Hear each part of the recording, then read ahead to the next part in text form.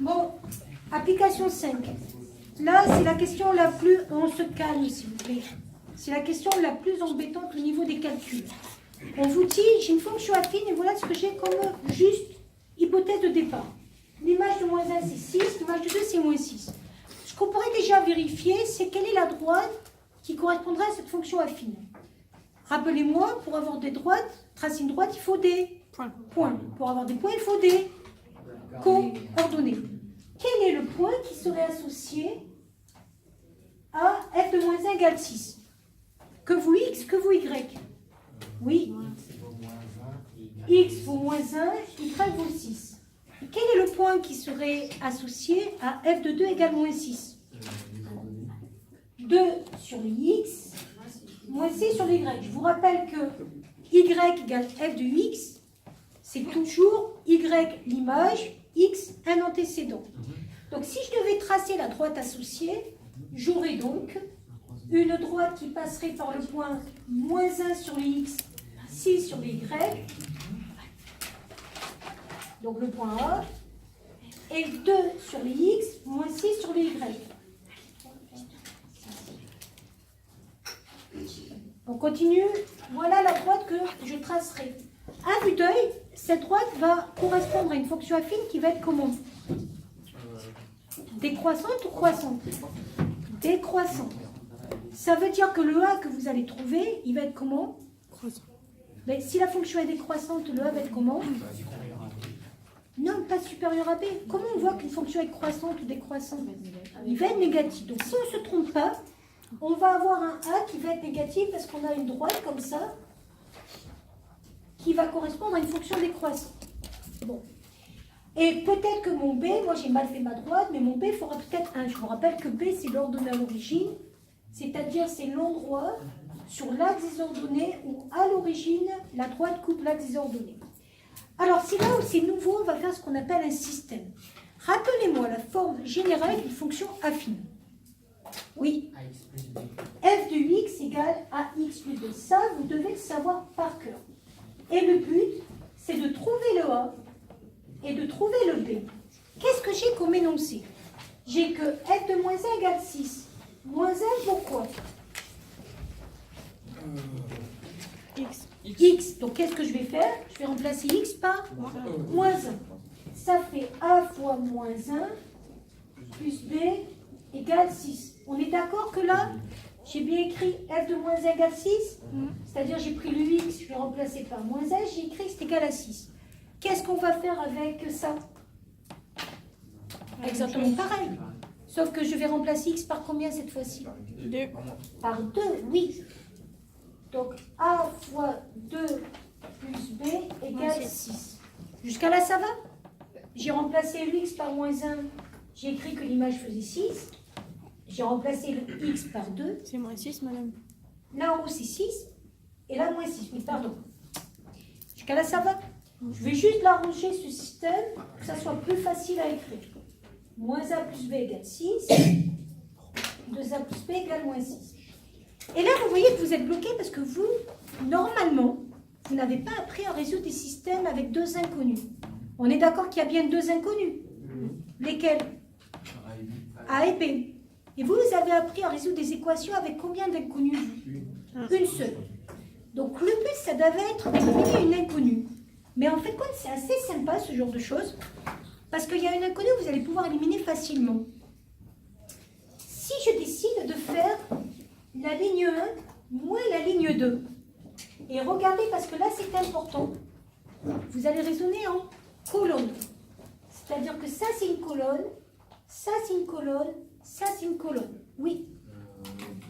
Le deuxième, à 2a plus b, a ce sera négatif, vu que le résultat est négatif. Oui. Alors pour l'instant, je sais que ça, c'était une conjecture que j'avais faite, mais je ne l'avais pas démontrée. Mais pourquoi c'est intéressant de faire L1 moins L2? Regardez, n'écrivez pas en même temps que moi. Qu'est-ce qui se passe quand je fais L1 moins L2? Moins 1, moins 2a. On est d'accord que c'est ça? Donc ça fait moins a, moins 2a. Plus b, moins b. Je suis fatiguée aujourd'hui, pourtant j'étais en vacances, mais bon.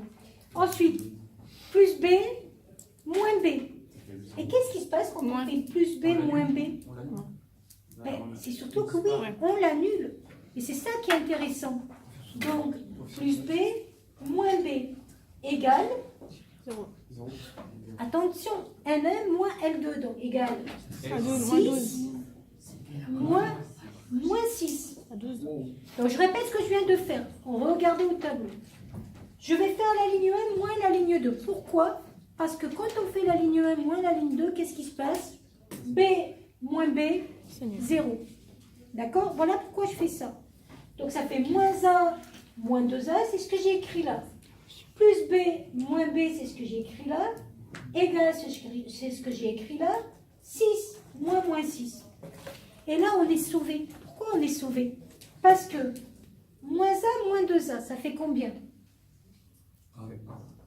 Moins 3A. Plus B moins B, Bah, 0. 6 moins 6, moins 12. ça fait 6 plus 6, ça fait 12. J'ai combien d'inconnus ici? Une seule. Il suffit que je divise tout par combien? Par moins 3. Je vais donc avoir A égale 12 divisé par moins 3, moins 4.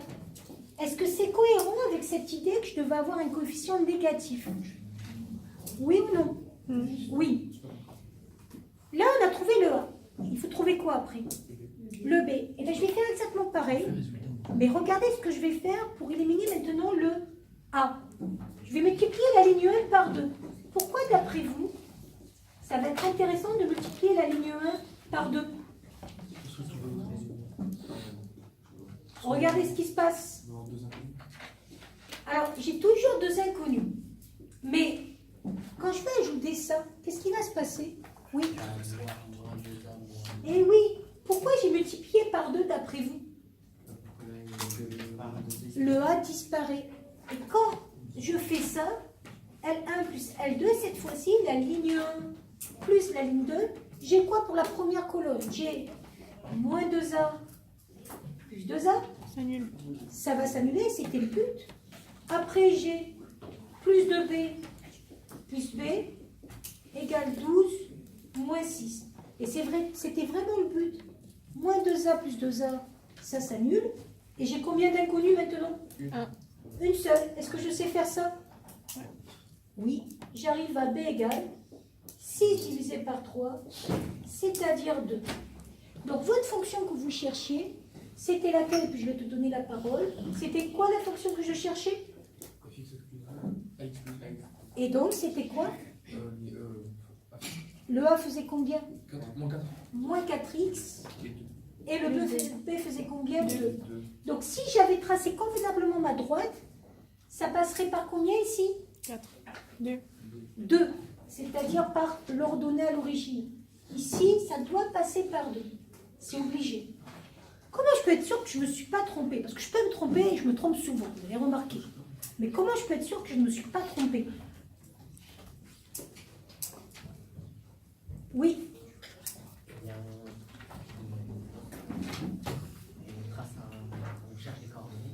Alors, il peut chercher des coordonnées, mais moi, je vais faire beaucoup plus simple. Je vais vérifier si ça marche. C'est-à-dire, je vais vérifier que si je remplace x par moins 1, j'ai bien 6. Est-ce que ça marche? Moins 4 fois moins 1. Plus 4. 4 plus 2, 6. Est-ce que je suis bien tombée sur 6? Je vais vérifier qu'en remplaçant par 2, je tombe bien sur moins 6. Moins 4 fois 2, moins 8. Moins 8 plus 2, moins 6. Quand vous avez fait ça, vous êtes sûr que vous ne vous êtes pas trompé. Il y aurait même une autre façon de faire. Tu n'as pas compris ce que je viens de faire? Tu vois, là, tu as l'expression de faire f de x. Et tu devais vérifier f de moins 1 égale 6. Ben, je vais prendre ça et je vais remplacer x par moins 1. Ah non, mais C'est juste pour vérifier. c'est le truc L1 et L2. Voilà. Alors là, qu'est-ce que j'ai fait ici? Vous voyez que là, j'avais éliminé le B. Mais moi, maintenant, je vais éliminer le A. Tu vois que j'ai moins A et là, j'ai 2A. Donc, je vais multiplier par 2 la première ligne. Donc, quand je multiplie par 2, ça fait bien moins 2A plus 2B égale 12. Et pourquoi c'est intéressant? Parce que quand tu ajoutes ça avec ça, qu'est-ce qui se passe? Ça s'annule. Donc, j'ai plus de A. Je peux trouver mon B.